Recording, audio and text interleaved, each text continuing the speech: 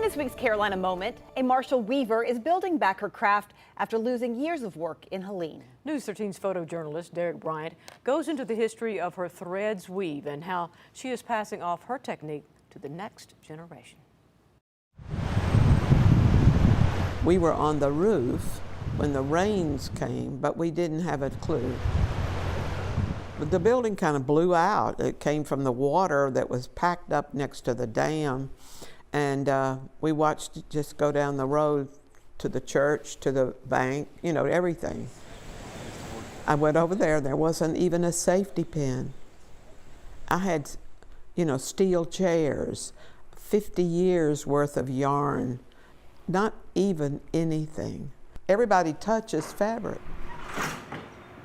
My name is Shirley Chambliss, so I'm proud to be a North Carolinian for 350 years. It's only since 2 years since the flood. I lost everything, so I call this sort of my gifted room.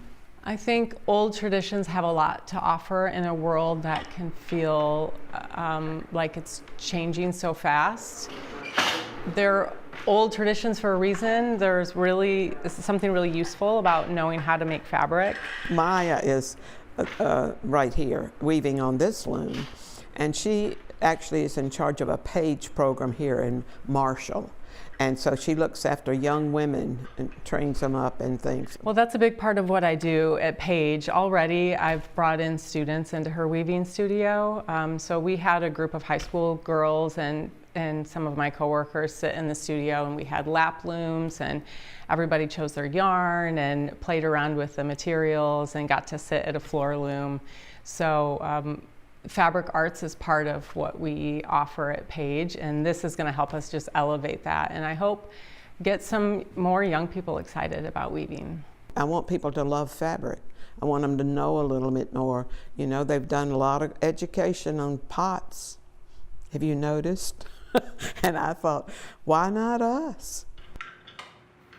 It's almost like meditation to weave, because it's something very repetitious and calming.